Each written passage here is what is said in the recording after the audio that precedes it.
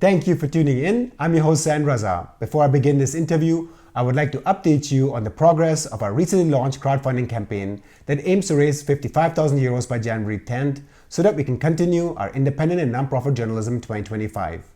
In our last year's crowdfunding campaign, we raised 53,000 euros thanks to 1,710 donors. And in this year's campaign so far, we have managed to raise 10,400 euros thanks to 340 donors, which is around 20% of our target. This is the fastest start to any of our crowdfunding campaigns since we launched our organization in 2014. As a comparison, last year, at this time, we had managed to raise 3,090 euros. So if you're watching our videos regularly and have not donated so far, please take a few moments and just donate a small amount of $3 to $5 or euros. If all of our 155,000 subscribers just donate that amount today, we will not only be able to reach a crowdfunding target with ease, but also go much beyond that, which can improve our capacities going in 2025. Today I'll be talking to Jeffrey Sachs about the latest developments in Syria, Israel and Gaza, as well as the war in Ukraine. Jeffrey serves as a director for the Center of Sustainable Development at Columbia University, where he holds the academic rank of university professor, the institution's highest academic rank. He's also a world-renowned economist, best-selling author, and a global leader in sustainable development. Jeffrey, welcome back to the show. Thank you very much. Good to be back with you. I would like to start this interview with another crisis that has recently erupted in the Middle East, namely in Syria. Hayat Tahrir al-Sham, also known as HTS, launched an offensive in northwestern Syria less than 2 weeks ago and successfully overthrew the government of Bashar al-Assad.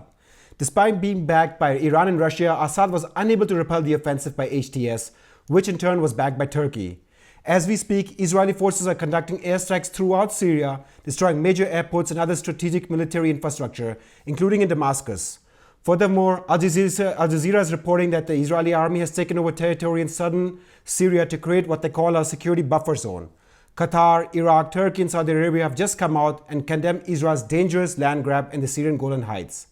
Western leaders have welcomed the fall of Assad. Germany and France, for example, have expressed a willingness to work with the various Syrian groups, while the US, according to a White House official, has confirmed that it is in contact with the various groups. As for Russia, according to Al Jazeera, satellite imagery has revealed that Russian naval ships have just left their base at Tartus on Syria's coast. Can you start by giving your assessment of the fall of Assad and then talk about why the West, led by the US, broadly supported and welcomed this offensive and victory by HTS? Well, this is the culmination of an effort that goes back decades, but in practical terms, at least to 2011, of the United States to bring down Assad. And this is at the behest of Israel. So this is really a U.S., Israel, Turkey operation. Of course, Turkey has somewhat different aims to extend its own power and to fight the Kurds, which the U.S. supports. So we're not at the end of that story. But this is essentially a U.S., Israel, a Turkish operation. This isn't something that just happened because of Turkey or something that just happened because of HTS internally or just the collapse of the Assad government. This is a long-standing effort. The reason that it occurred so rapidly, it seems clear in retrospect, is because of the weakening of Hezbollah in recent weeks, which, of course, was the target of Israel's arms in southern Lebanon. But it seems clear that the Hezbollah forces that were supporting Assad pulled out of Syria to reinforce Hezbollah in Lebanon, and that created the opening for HTS and for the Israelis from the south to move in and invade Syria. So this is, of course, interconnected with Israel's broader war.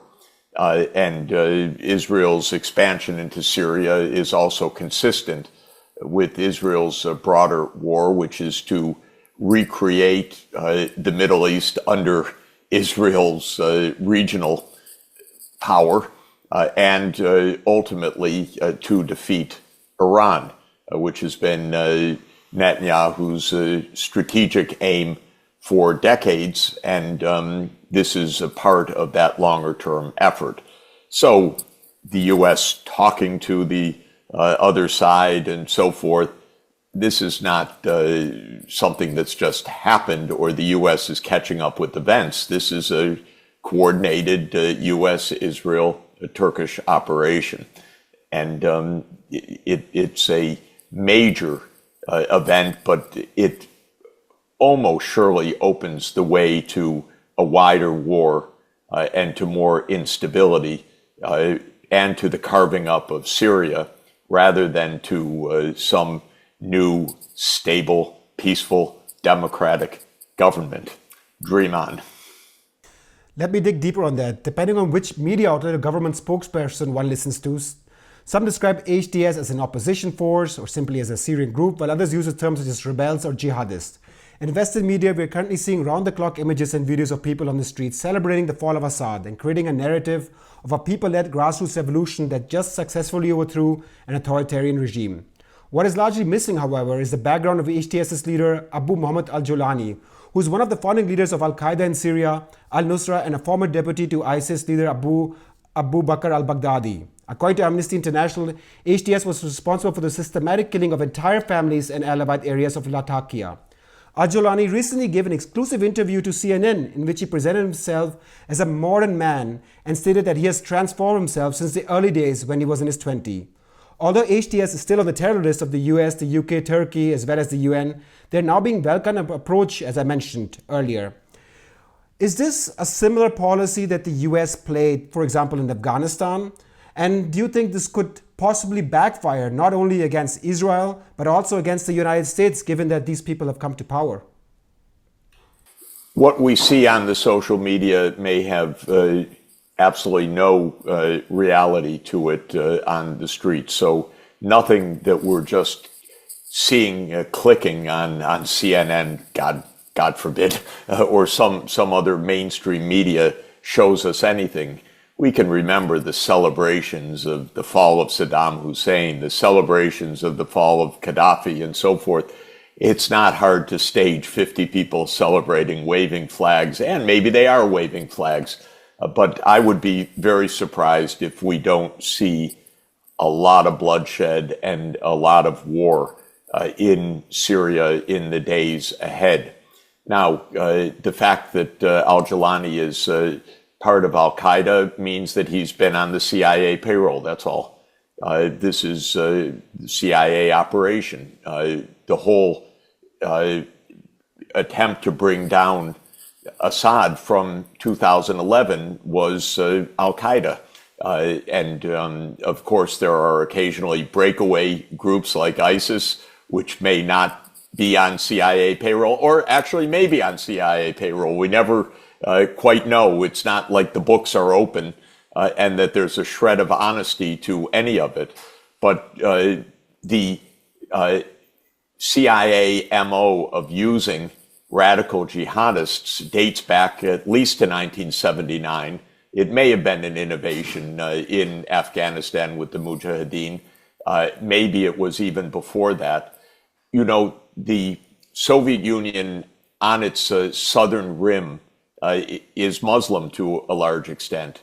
This means that the CIA back to the 1940s was working with Islamic groups and Islamic militant groups to try to destabilize the Soviet Union.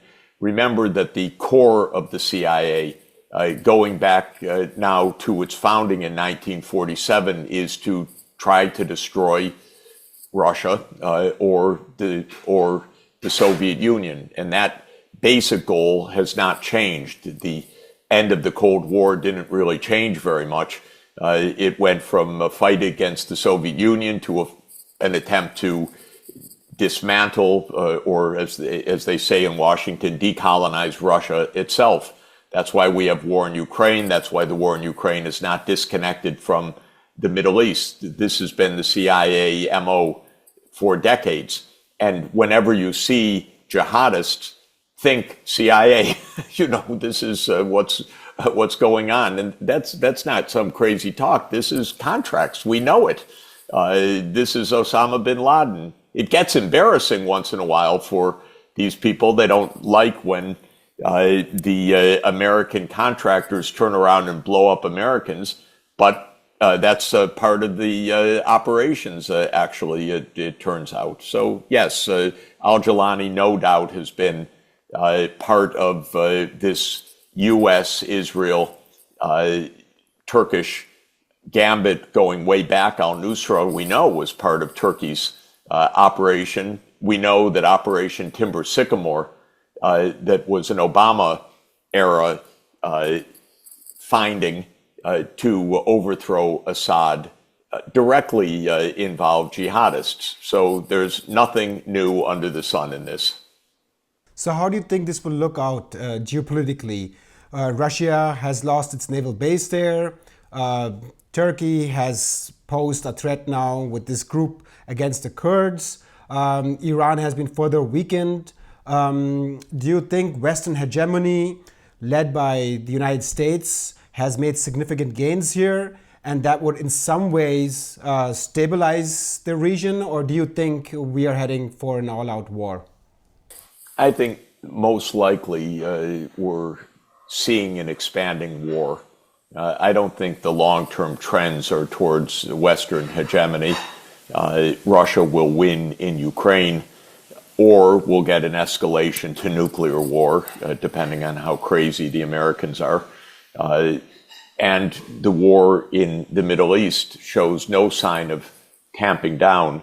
Remember that all of the wars in the Middle East that we've seen since the 1990s are a Netanyahu strategy. Actually, it seems weird, and it seems how can one say that? But actually, if you look at the list in Netanyahu's book in 1996, Fighting Terrorism, or you look at the clean break strategy, which was U.S. political consultants advising or drafting Netanyahu's game plan in 1996, or you look at the list of countries that the Bush administration planned to conquer after 9/11, this is a long-standing playbook.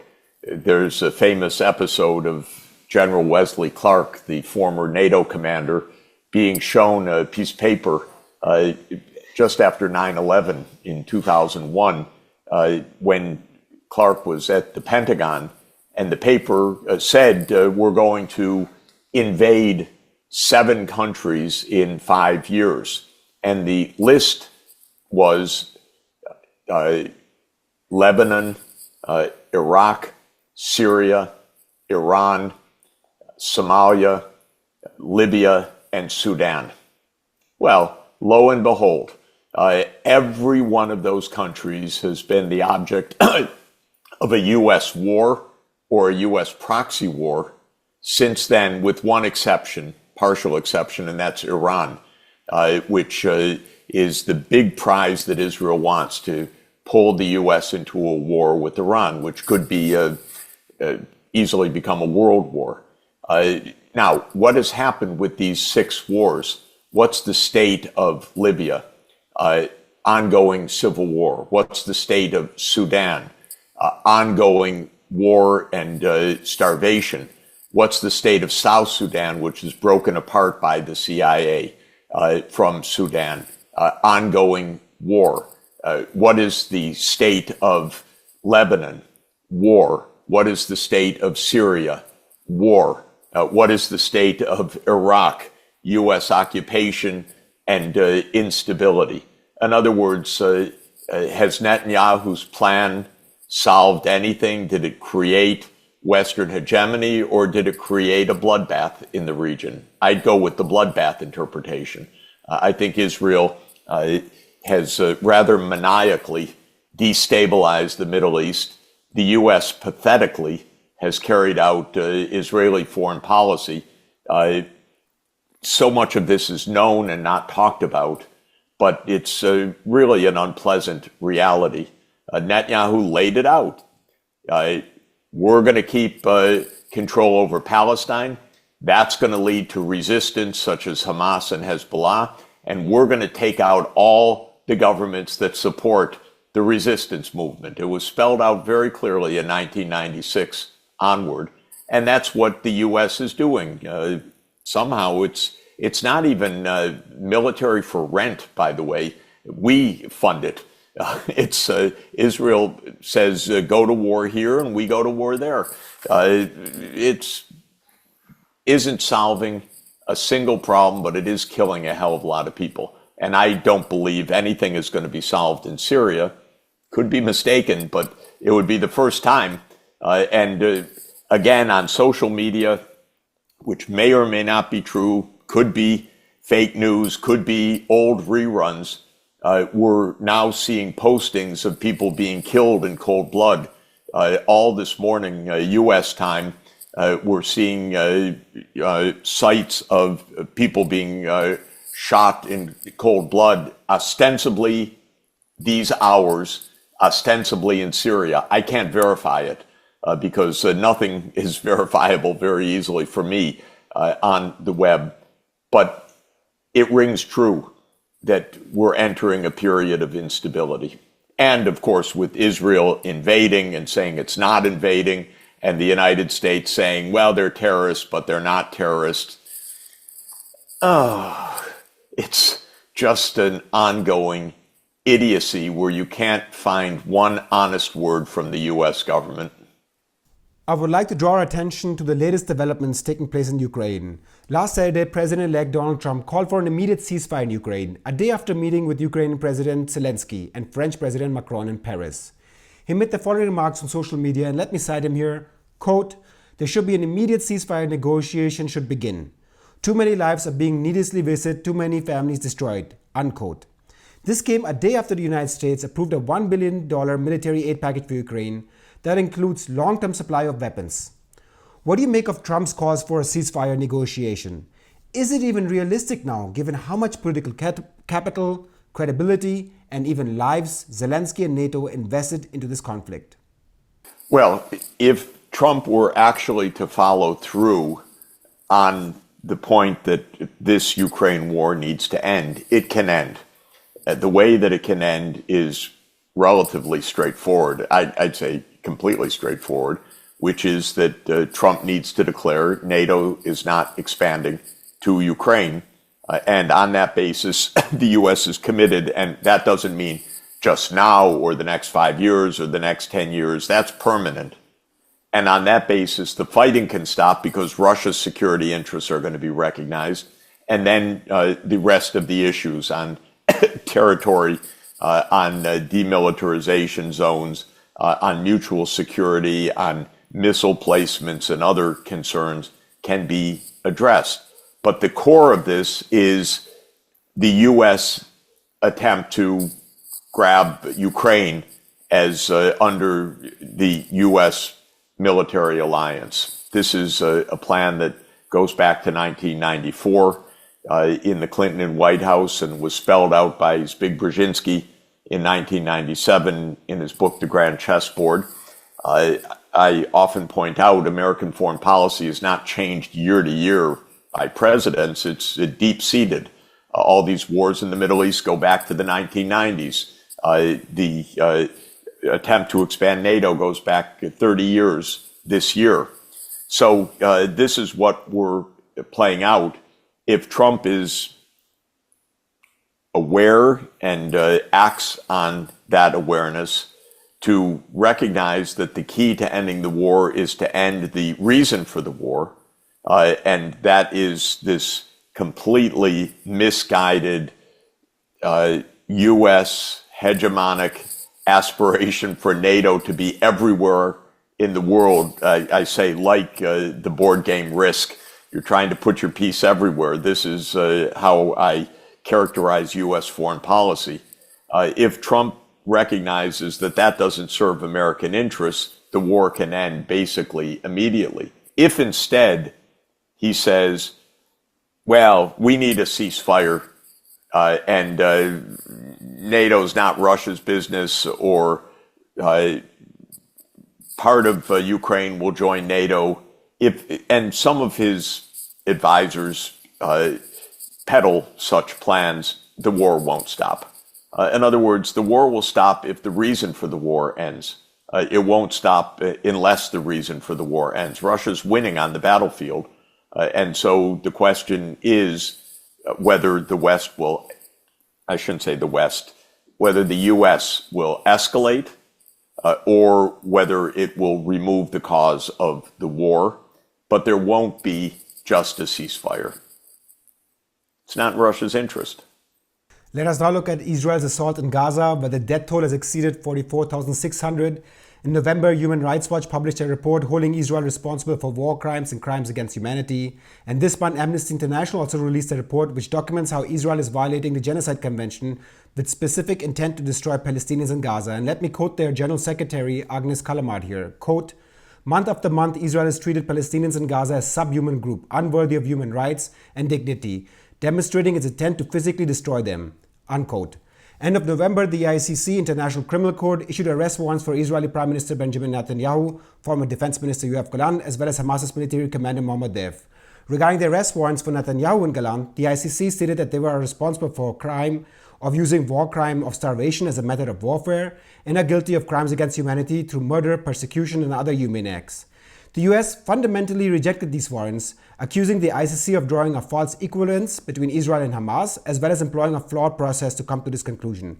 When the ICC issued arrest warrants for Russian President Putin for the war crime of the illegal deportation and transfer of children during the Russian war in Ukraine, the US welcomed it. Now that the ICC has issued arrest warrants against their ally in Benjamin Netanyahu, the US is objecting it, even though both the US and Germany rhetorically champion a rules-based order that they claim is continuously violated by actors such as Russia and China. Can you comment on the United States' reaction, as well as what the implications this will have on international justice? The American values are that America should dominate the world. That's what the rule-based order means. It's not even anything else, because the U.S. has never, in all of this absurd propaganda, ever defined what the rules-based order is. It's like an old jingle on a commercial. Rules-based order, rules-based order. You could put it to music. It's a joke. The U.S. has no internal legal or ethical or moral consistency. When you're trying to rule the world, you overthrow governments, you launch wars, you assassinate people, and in the case of the war in Gaza, you are complicit in genocide. So the U.S. is complicit in genocide. If the ICC, had more power and would not be crushed, it could indict U.S. officials the same way. The U.S. is part of this morning till night, night till morning. It arms Israel. It provides intelligence for Israel. It provides the financing for Israel. It strategizes with Israel. It supports Israel. It vetoes resolutions in the UN. This is what it is. And yes, Israel's committing genocide, and the U.S. is complicit in genocide. Will the U.S. say so? Of course not. Is it a surprise that the U.S. is duplicitous? If anyone's still surprised, sorry, you don't get it. This is the normal story of foreign policy.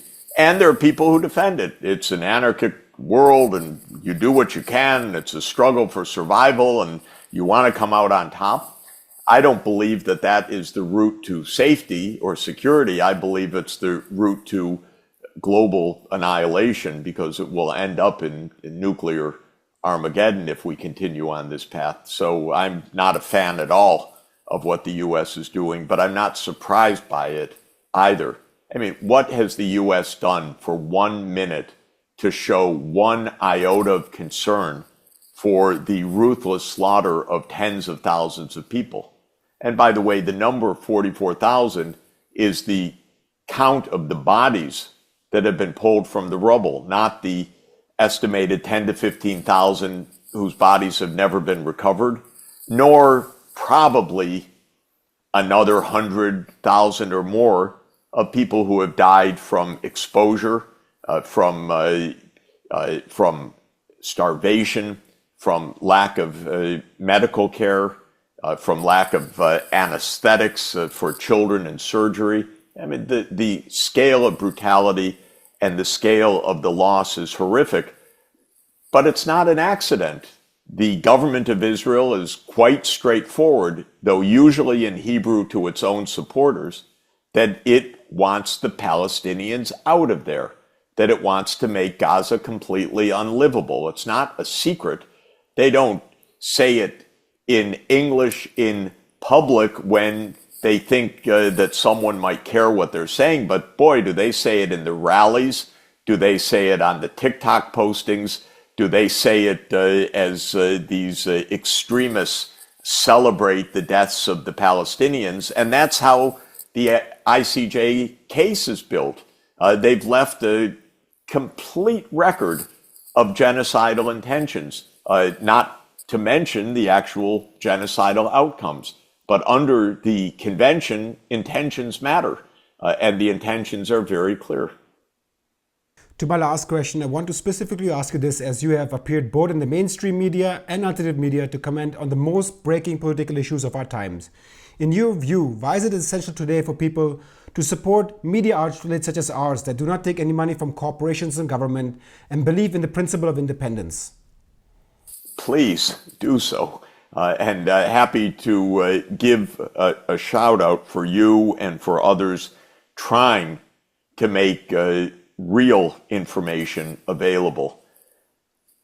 I've watched the collapse of the U.S. mainstream media. The New York Times you read only to find out what absurdity they're claiming each day. You cannot read the New York Times for information. It's a propaganda page for the U.S. government. Unfortunately, this is basically true of the main cable networks when it comes to these wars. It's true of the other major print publications. Yeah, you can read them to find out what narrative the U.S. government is peddling, but you will not find the truth on them. So we need to use the ability to reach out in creative ways, such as you're doing, to bring voices of people who see things, hear things, know things, have been engaged in things, to tell more completely what is going on. Jeffrey Sachs, world-renowned economist and best-selling author, thank you so much for your time today. Great to be with you. Thanks a lot. And thank you for tuning in today. If you watched this video until the very end, please take a few more moments to support our crowdfunding campaign. We are an independent and non-profit journalistic media outlet that does not take any money from corporations or governments. We don't even allow advertisement, all with the goal of providing you with information that is free from any external influence. You will find the links to all of our donation platforms in the description of this video. We thank you for tuning in and for your support. I'm your host, Zain Raza. See you next time.